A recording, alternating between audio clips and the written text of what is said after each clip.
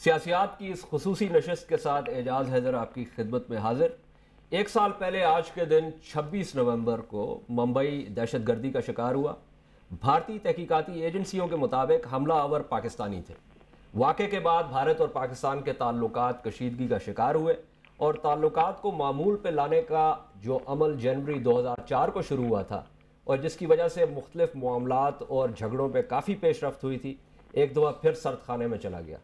بھارت نے اب یہ شرط رکھی ہے کہ بات چیت صرف اسی صورت میں ممکن ہے اگر پاکستان لشکر طیبہ کے خلاف کارروائی کرے گا۔ بھارت اس بات پہ بھی مصر ہے کہ جماعت الدعوہ کے امیر حافظ سعید کے خلاف کارروائی کی جائے۔ ان تمام معاملات میں بہت سی قانونی پیچیدگیاں اور سکم ہیں۔ اس کے علاوہ یہ معاملہ بہت سیاسی بھی ہے۔ آج ہم یہاں اکٹھے ہوئے ہیں ایک سال کے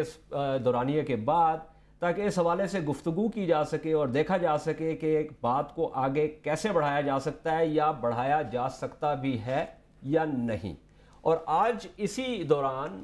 بھارت کے وزیر اعظم جو ہیں وہ امریکہ کے دورے پہ بھی تھے، 2 دن کے دورے پہ، اور وہاں سے واپسی پہ وہ ٹرینیڈاڈ اور ٹوبیگو جائیں گے جہاں پہ common wealth heads of government کی جو 2 دن کی میٹنگ ہو رہی ہے اس میں بھی شرکت کریں گے۔ تو دیکھنا یہ ہے کہ اس حوالے سے کیا سائیڈ لائنز پہ کچھ ہو سکتا ہے، کیا یہ کیونکہ اس سے پہلے کچھ ایسی باتیں ہوئی ہیں جہاں پہ اندیا دیا ہے بھارت نے اس تمام بات کے باوجود کہ کسی طریقے سے جو ہے معاملات کو آگے بڑھایا جائے۔ پاکستان کی حکومت اس بات پہ بار بار یہ کہتی رہی ہے کہ دہشت گردی کے حوالے سے بات چیت کو ہاسٹیج نہیں بنایا جا سکتا۔ آج ہمارے جو مہمانان ہیں، جو مبصرین ہیں، لاہور اسٹوڈیو میں ہمارے ساتھ تشریف رکھتے ہیں ڈاکٹر رسول بخش رئیس جو کہ سیاسیات کے استاد ہیں، Lahore university of management sciences میں پڑھاتے ہیں، اس پروگرام پہ پہلے بھی کئی بار شرکت کر چکے ہیں۔ اور دہلی سے ہمارے ساتھ شریک گفتگو ہو رہے ہیں سدھارتھ وردراجن، ایک بہت سینئر صحافی ہیں اور ہندو اخبار کے دہلی کے بیورو چیف ہیں، اور فون پہ ہمارے ساتھ موجود ہیں بیرسٹر حیدر رسول مرزا جو کہ ایک ممتاز وکیل اور قانوندان ہیں اور حافظ محمد سعید کو اقوام متحدہ میں ریپرزینٹ کر رہے ہیں۔ میں سدھارتھ آپ سے بات شروع کرتا ہوں۔ جی، جیسے کہ میں نے یہ کہا، سوال یہ پیدا ہوتا ہے، سال ہو چکا ہے اس واقعے کو، بہت سارے ڈوسیز جو ہیں وہ بھی بھارت نے دیے، لیکن اس کے باوجود شواہد جو ہیں جیسے آپ ایویڈنس کہتے ہیں وہ ناکافی ہیں، اور یہ ممکن نہیں ہے کہ قانونی طور پہ حافظ محمد سعید صاحب کے خلاف کارروائی کی جا سکے۔ ایک تو یہ معاملہ ہے۔ دوسرا معاملہ یہ ہے کہ جو سوال پیدا ہوتا ہے کہ کیا بھارت یہ اب تک سمجھتا ہے کہ پاکستان کی ریاست جو ہے وہ اس معاملے میں ملوث تھی، اور یا اگر نہیں بھی تھی تو کیا اگر آج ہم بات کو آگے بڑھائیں بھی تو کل کو اگر کوئی اور دہشت گردی کا واقعہ ہو جاتا ہے تو کیا دوبارہ بات جو ہے وہیں پہ پہنچ جائے گی سرد خانے میں؟ جی، دراصل میں آپ نے 3-4 بڑے اہم سوال اٹھائے ہیں، اور مجھے لگتا ہے کہ حافظ سعید کا جو سوال اگر پہلے اس کو دیکھا جائے، جہاں تک میں بھارت سرکار کی باتوں کو سمجھ پا رہا ہوں، ہمارے جو وزیر داخلہ ہیں چدمبرم صاحب، انہوں نے بھی اس بات کو کافی کلیئر کیا ہے کہ بھارت نہیں کہہ رہا ہے کہ پاکستان کو حافظ سعید کے انوالومنٹ کا ثبوت دیا گیا ہے بامبے واردات میں۔ جو پاکستان کو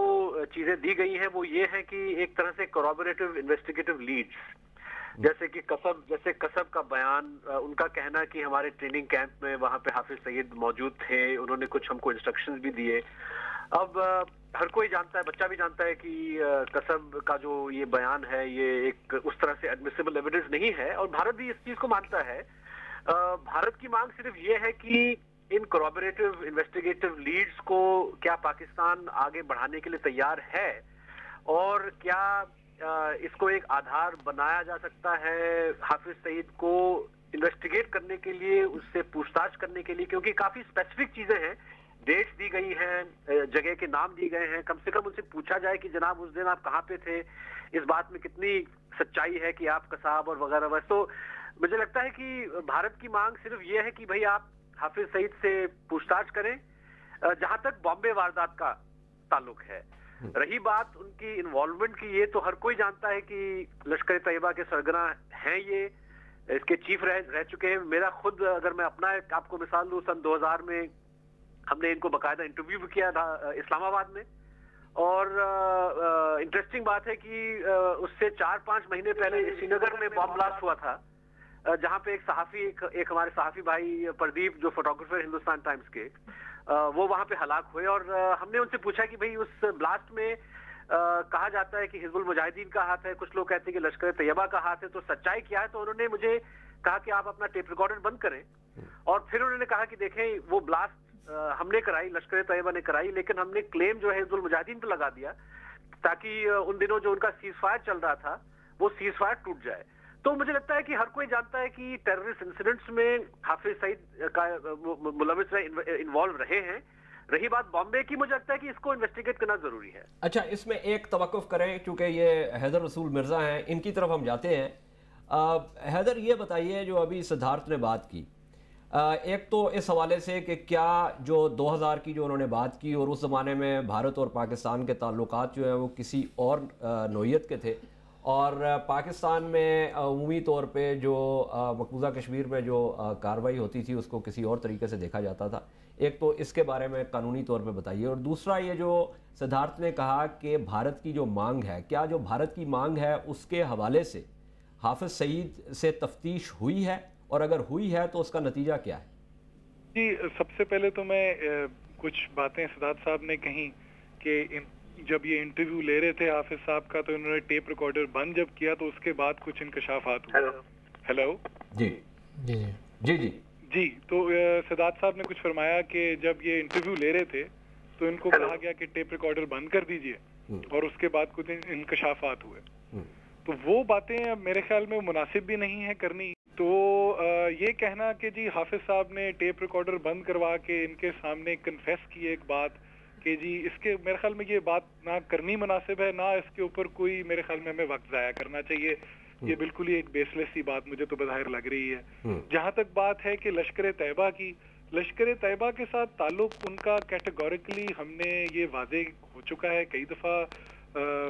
جماعت الدعویٰ کی طرف سے یہ بیان بھی آ چکا ہے کہ لشکر طیبہ کے ساتھ حافظ سعید صاحب کا کوئی تعلق نہیں ہے.